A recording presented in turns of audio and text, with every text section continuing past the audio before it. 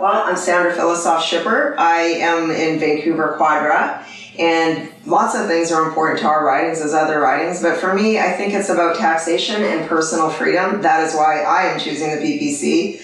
I live in Vancouver Quadra. It's important to me. I've lived here for just over 18 years, and it's home. I need to protect this home.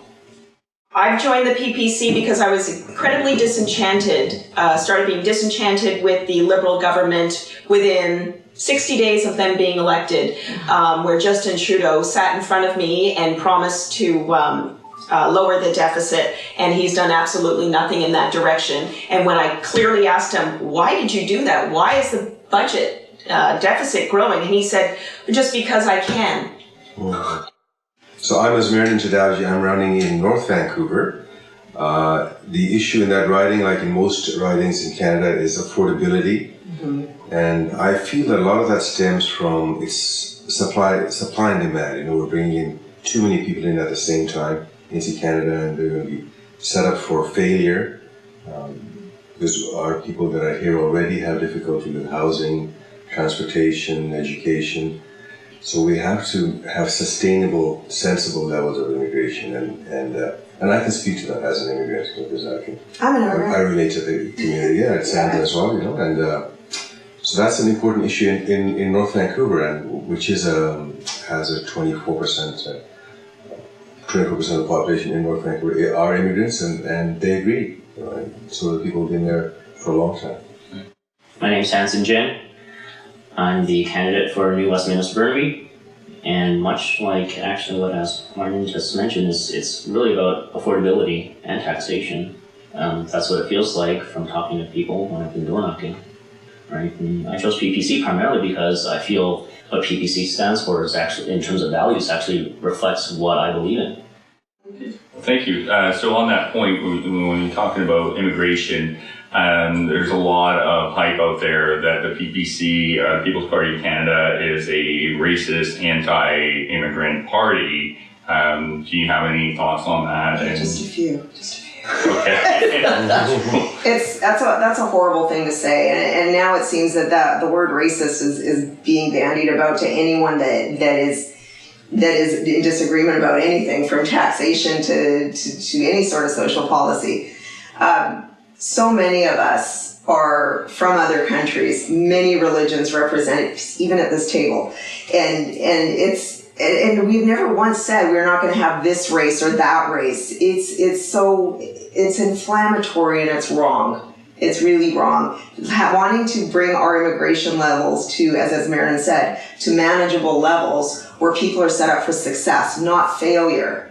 We see how this is. I read in an article somewhere that the people that came across Roxham Road in Quebec, only 10% of them are employed.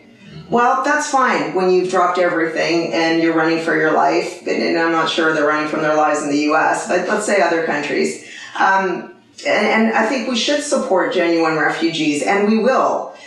But if we're setting them up for failure, if only 10% of them are employed and we'll bring in tons more, you're going to have a lot of unemployed people. They're going to be not integrating into Canada's Canadian life in general, and they're going to be on public assistance indefinitely instead of just that little while till they get on their feet. The days of the old days of immigration have changed. There are less labor-based jobs, and that's why the PPC really wants to focus on immigrants that come with marketable skills that can hit the ground running, like my family. My dad had some working capital. My husband comes from another country. He was a software engineer in Holland, and we needed those at the time, so in you go. It was easy, and that's what we need to focus on.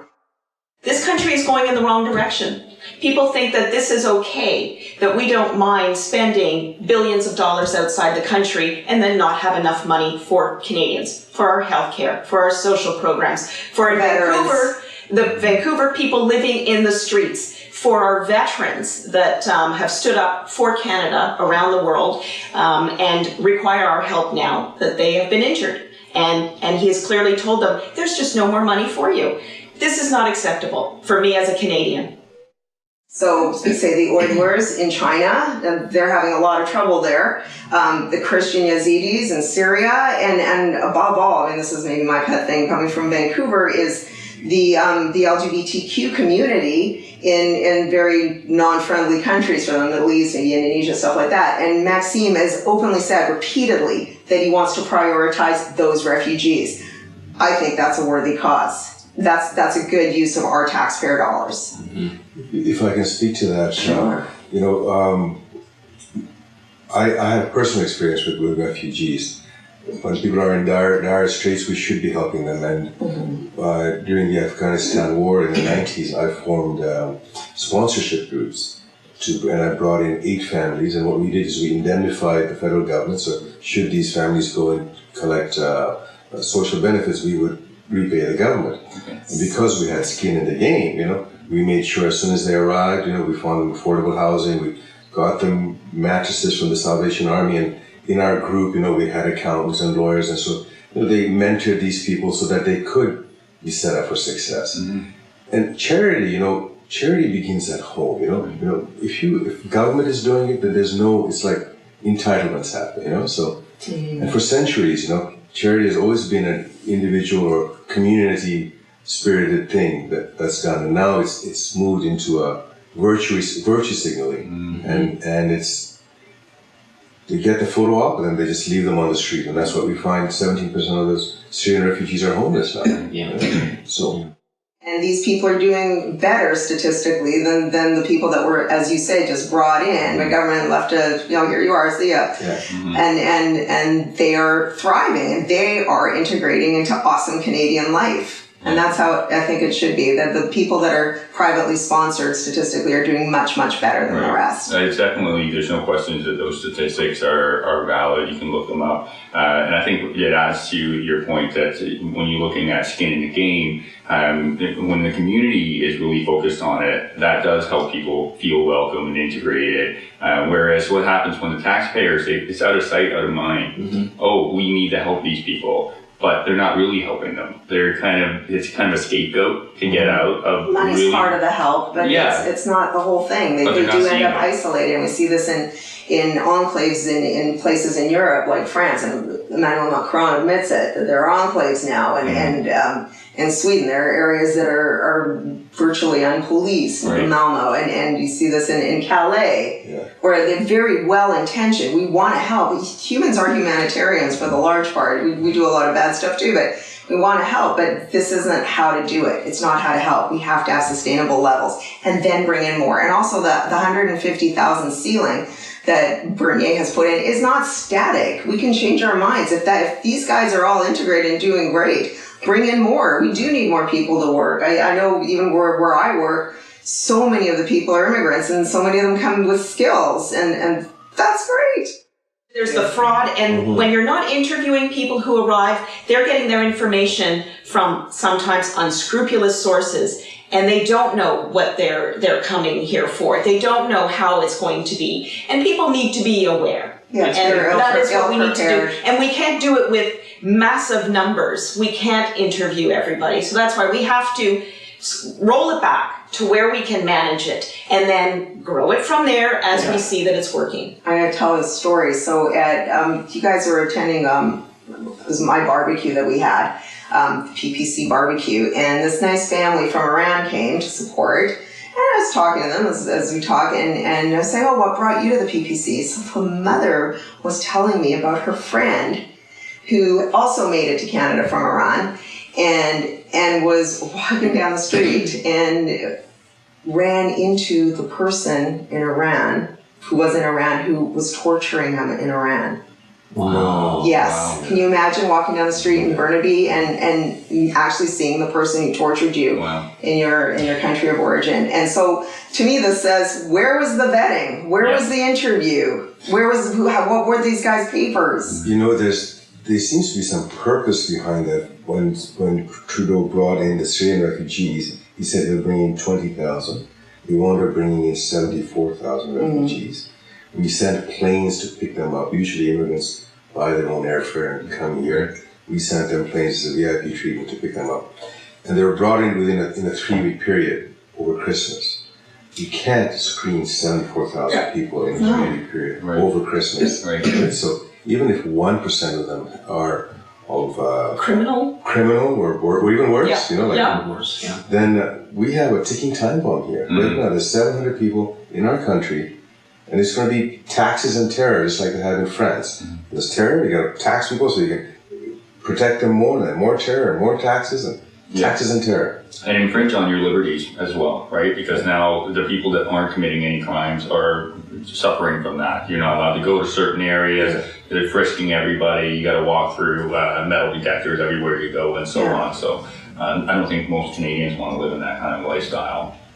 So kind of segueing from the immigration, the other big topic is foreign aid, and which kind of ties in a little bit together. I know Maxime looks at foreign aid as a big issue and something that he would like to cut back on. Would you like to share your thoughts on that? Yeah, I think Canada, we are generous, and we're not against foreign aid, but we don't want to, we want to limit the foreign aid to humanitarian aid as in disaster relief. And that's important, and that is who we are.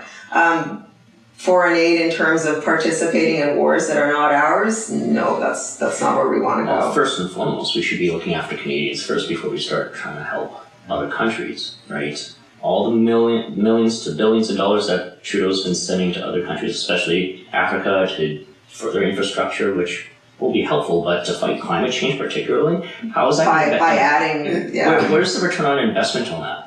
Whereas we have, like Azmairnin had mentioned earlier, we have veterans who are homeless, right? We have a stressed system within Canada where we're not even taking care of our own citizens. How does that make sense? How is that supposed to be compassionate? It's not. It's not. We have First Nations and other remote communities without potable water. That's got to end. Still, after all this time, after so many governments are promising to fix it, it's not. Yeah.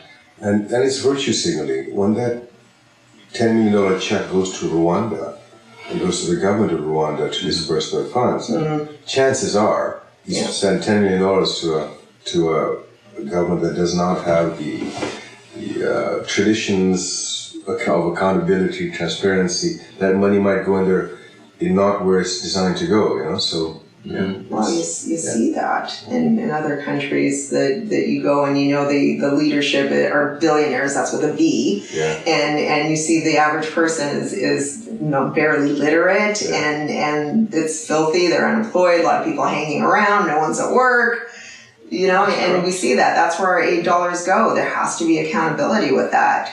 Even if we go out there and do the work ourselves, I think we talk about, I was just recently in the Middle East in a few countries, and they don't have water in their, potable water. Every single person is drinking every drop of water through plastic jugs. And these are tossed in the streets. There are mountains of them, or they're incinerated. What is that doing for the environment?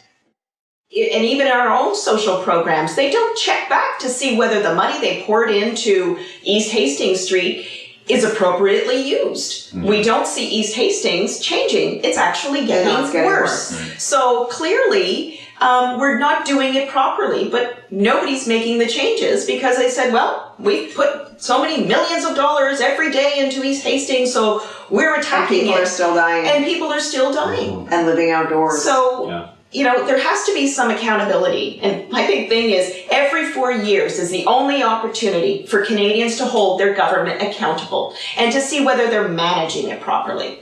And I think clearly we are not being managed properly, and it's time to get a new group of people. I'm going to challenge you on that. I think Canadians every day can hold their government accountable. They just need to be engaged. And the problem is we're not engaged until election comes around, and then everyone's like, I'm angry, I'm going to vote this person out. And that's been the very problem that we've been experiencing in government. So we've got ourselves to this point because we are not engaged on any level of government, quite frankly.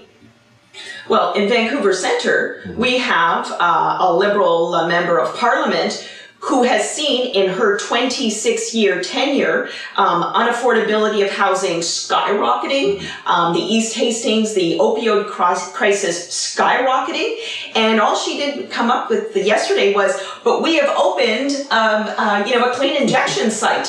One, and he almost felt going, you've seen this, and this, Hetty Fry is a physician. It should have been very clear to her that this is a health issue, this is something that needs to be tackled differently. She didn't represent Vancouver. So we're trying to, be engaged, but she was the person who was sitting in Ottawa for us. What did she do during all of this her tenure? And I think it goes back to how our conversation started. It's the structure of these parties. They're whipped.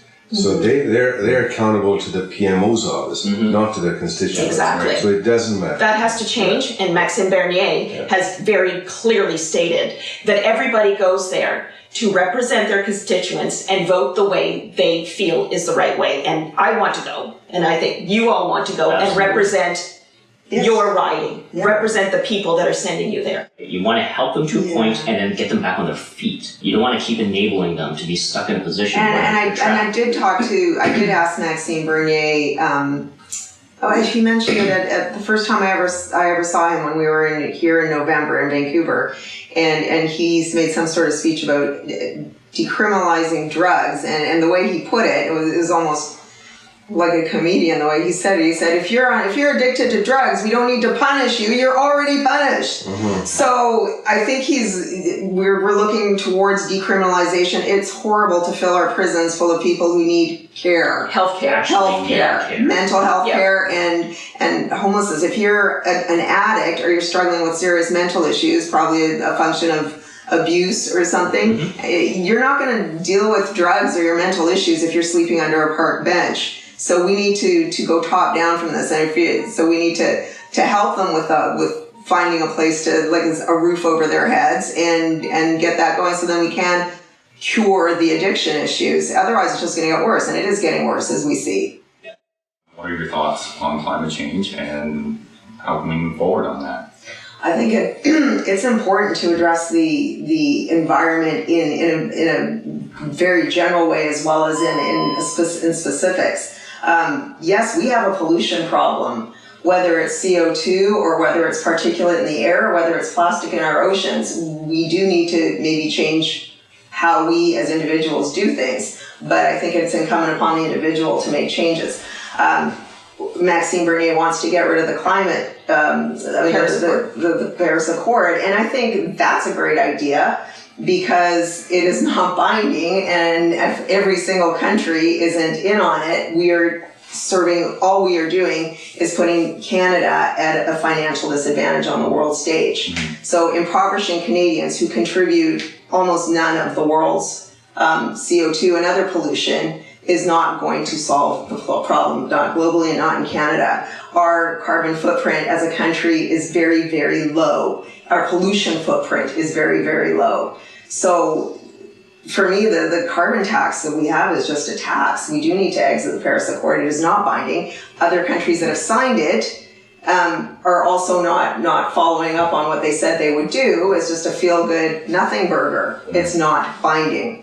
Canadians don't want to give up what we have achieved in healthcare and our own progress. We shouldn't give it up at the expense of making a minute difference in the CO2 levels We're not sure for the world. Yes, and this is BC is sorry to interrupt, but BC has had a relatively high carbon tax with the federal and the provincial, and the studies just come out that it's made no difference.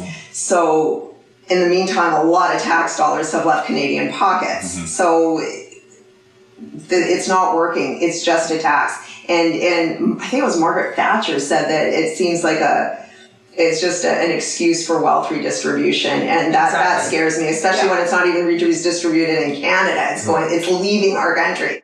I remember in high school that there was going to be, we didn't have enough food on Earth to feed the people, and at 4 billion, we're just going to die. Yes, I remember that. And global cooling. I remember that in the 70s. We had the same textbooks, maybe across the country, across the world, but...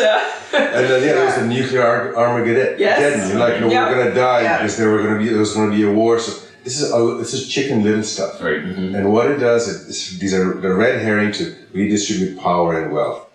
And the budget, to me, when I've seen what the government actually does with the money when they collect a tax specifically for the carbon tax, the budget, it's just a suggestion as to what they're going to do with it.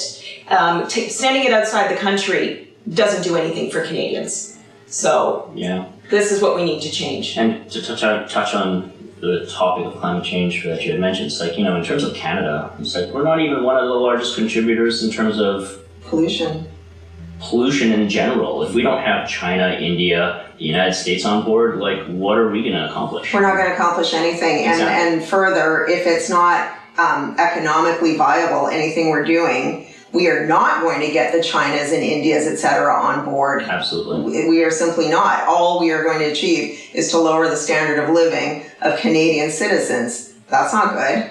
And the next challenge I have with the carbon tax is, like, from what I understand, and correct me if I'm wrong, it just falls into the general revenues bucket. So there's no accountability for how it's being collected and how it's pretending. They're not even pretending. how is it being used to show it's actually benefiting the country and the world at large. Well, they say they're going to give us taxes and give it back to us. But any businessman, any common-sensical person will know that it's called friction. When you collect money, process it, and give it back. There's about 70% goes into friction, which is, somebody's got to collect it, somebody's got to make sure it goes in the right account, somebody's got to make sure the compliance is met, somebody's got to dole it back out. And it's false job creation. It's false. For that privileged elite, which is the bureaucrats. And the job creation is federal civil servants end up, and they end up getting paid with the pension programs. We are paying for them for the rest of their lives. Under the Conservative government, there was a decline in the numbers of civil servants. 1%. But with Justin Trudeau, it's gone back up by 10%. So he's increasing it. So that means for the rest of our lives, we will be paying a salary to these people. And by the way, interest on our debt is the third biggest expense in this country. Our third. Number one is medical. It's just, that's imprudent. You wouldn't do that at home. You wouldn't buy everything on your credit card and then buy stuff for your friends and neighbors on your credit card and pay that interest. Would you do that? No. Well, responsible people wouldn't do that. No, there are some people irresponsible people, and they suffer the consequences of such. So moving on with the climate change thing, the other big topic is the Trans Mountain Pipeline. We know that the Liberals had bought it with our money, and it is sitting idle right now. But feel free to share your thoughts on that. Well, the Trans Mountain Pipeline, first of all, Canada is a country rich in resources. We need to get those resources to market. And we're a big, long country, horizontal. We need to get everything to the waterways on either side, either the Atlantic or the Pacific. I have come originally from Quebec. I know what happens when you put oil on a train. I know how the devastating effect it can have on a community where hundreds of people are killed when there is an accident on train. That is not how we want to send our oil to get to the other markets. The pipeline is the safest way to do it at this time.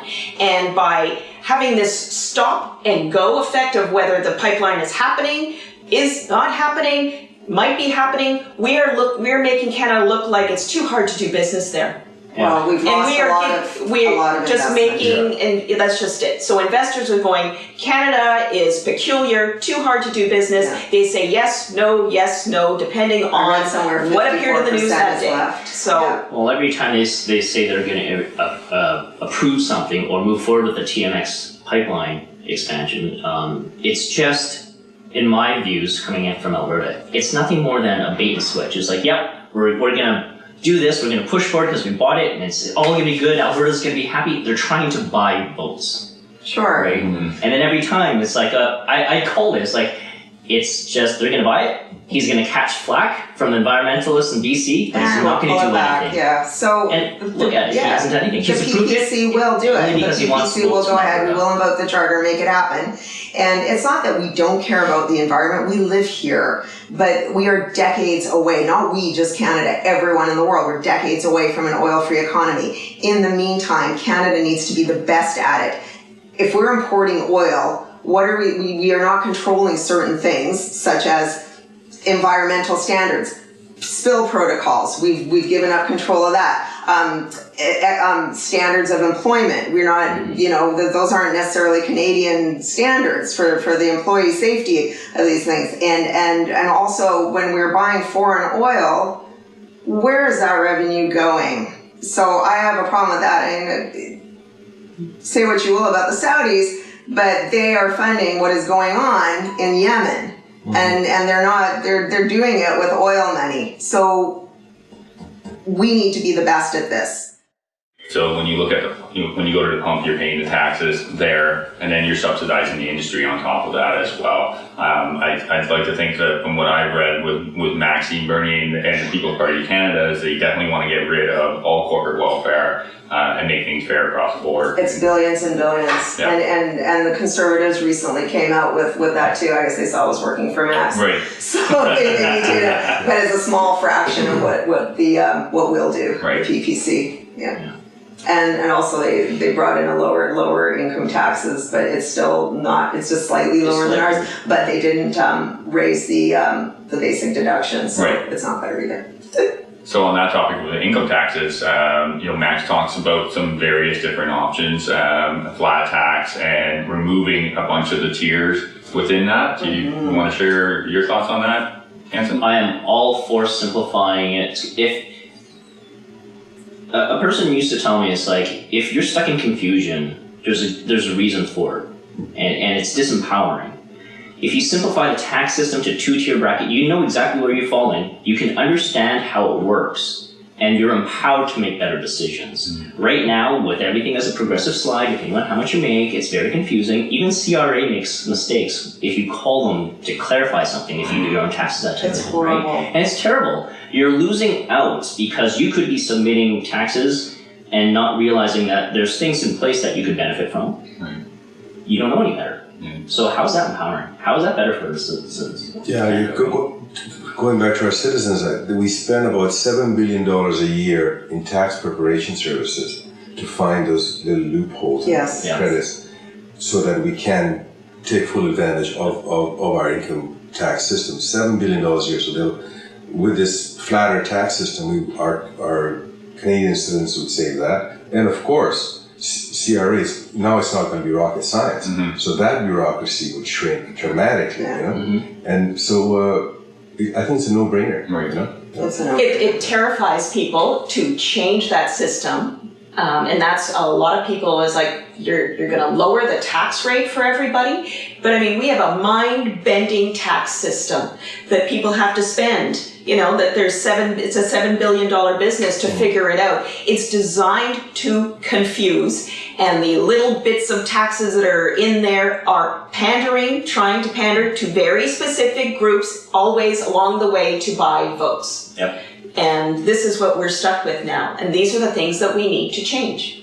Well, the idea is we're trying to get people maybe in lower incomes to be able to rise up. Wouldn't it be much better if it was simpler for them to start businesses, didn't have to worry about taxes? It was extremely confusing. Understand it, Yeah. just to be able to understand it, and as you say, make better decisions because it's understandable.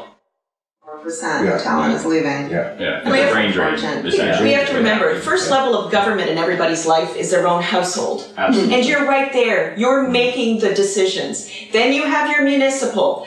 Again, hopefully they're not too far from where you live and you can actually access them and and make a difference. Provincial level and federal level for us is across the country, and we clearly feel like we have no control over it anymore. And with the People's Party of Canada program, they want to reduce the amount of money that the federal government is collecting and send the ability to tax further down the chain to provincial or municipal, closer to where it is needed, and the decisions, they know what the decisions need to be made for that community. Max likes to talk a lot about the equalization formula. A lot of Canadians are really not familiar with the equalization formula and how it actually works. It is kind of an intricate system, but feel free to elaborate on that. I remember him talking about that very early on when he formed the party, and he said there are probably like 5 people who know how it's actually calculated. It is that complex, that convoluted. All I know is that the big numbers that we have seen, $20 billion that is reshifted around the country, $13 billion of it goes to Quebec.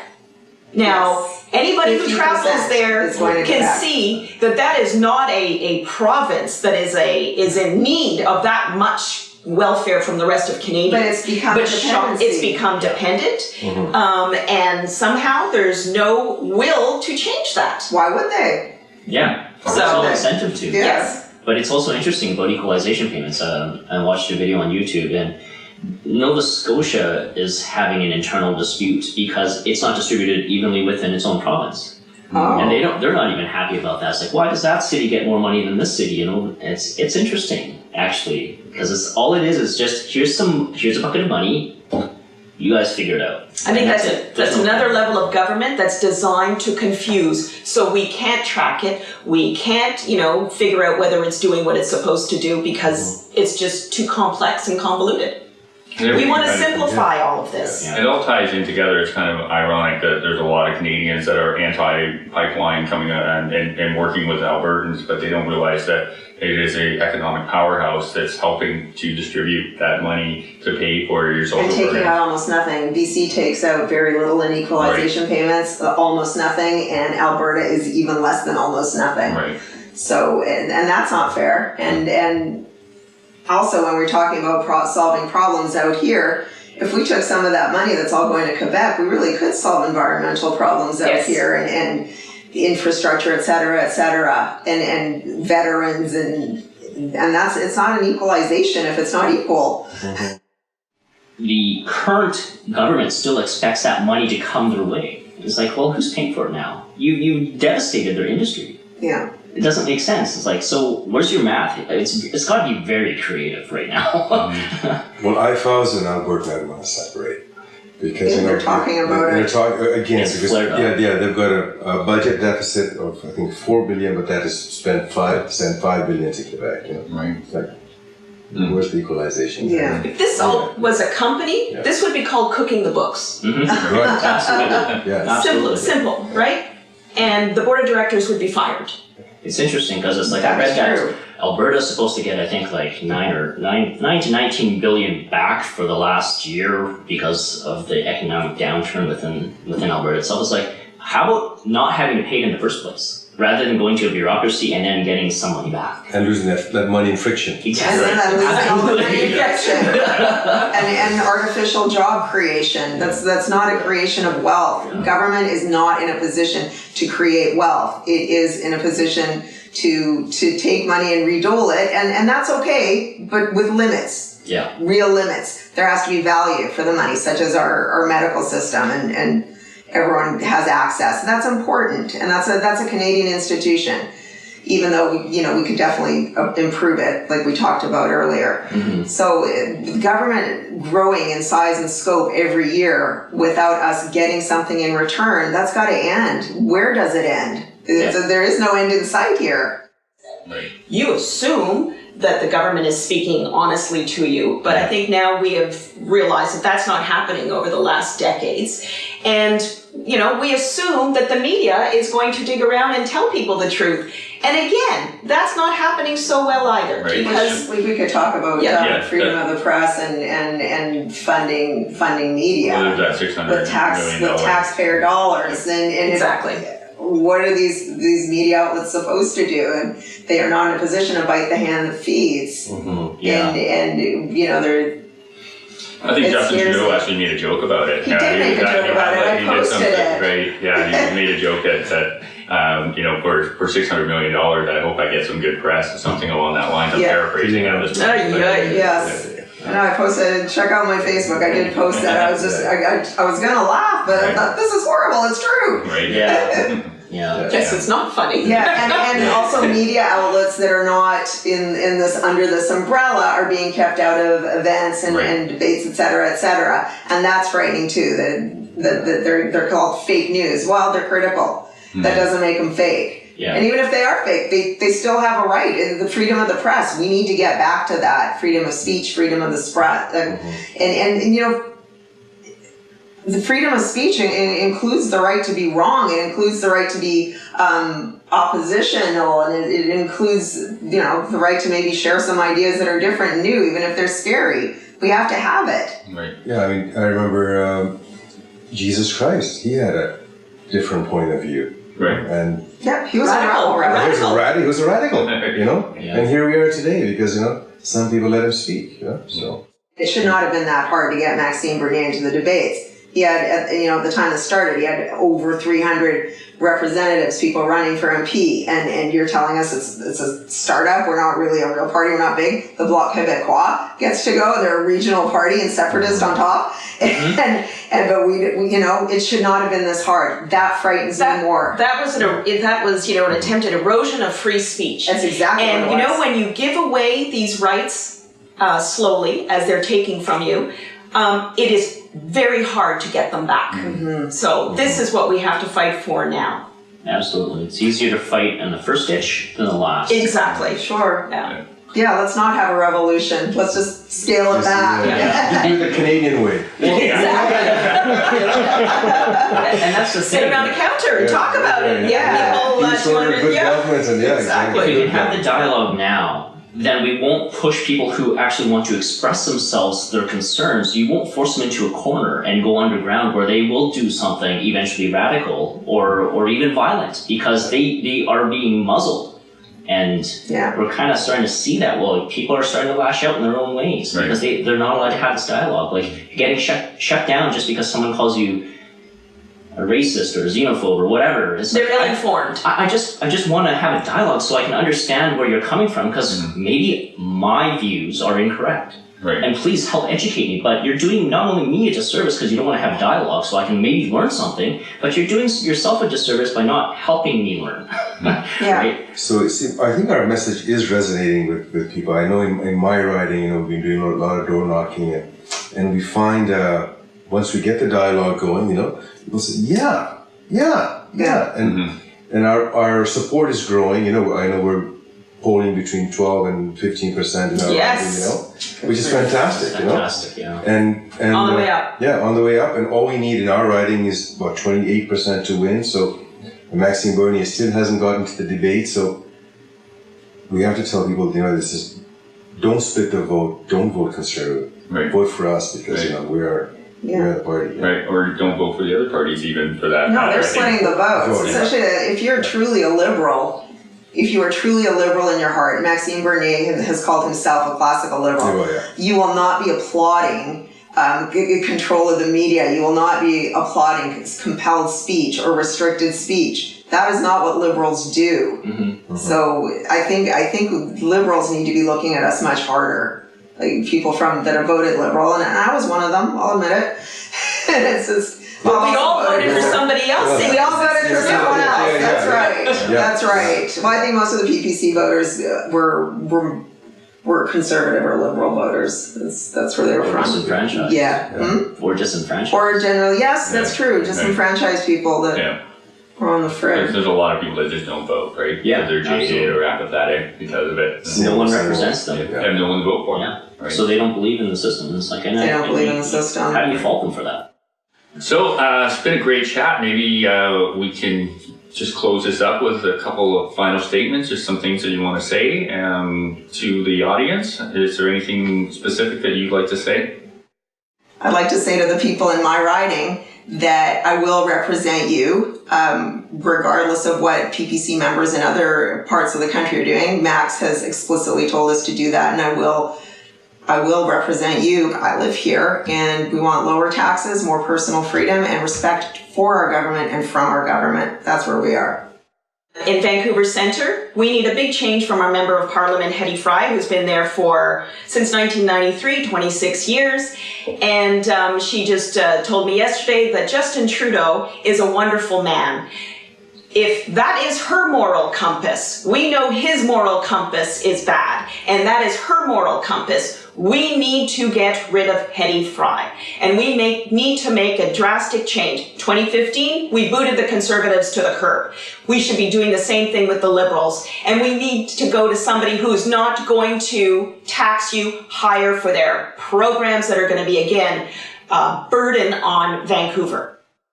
Well, I'd like to say that you should never lose hope. It only takes an idea and committed citizens to make a change, and this is our time to make that change, and we have a good chance to put Canada back on track the way it should be going for our children and future generations. So the People's Party message and our policies resonate in North Vancouver, So make sure you come out and vote. And I just want to say that from the very beginning, when Maxime started this party, I felt it was going to be an important election year. But people need to recognize it's going to be all about our values this year. Not about voting out this party, that party, or whatever. Not about all these name games, blame games, or anything like that. It's about voting for what you value and what you want to actually see. So absolutely, like Azmairnin just finished off with, vote. Don't forfeit your freedoms. Vote October 21st. People's Party of Canada, October 21st. Cheers. Cheers.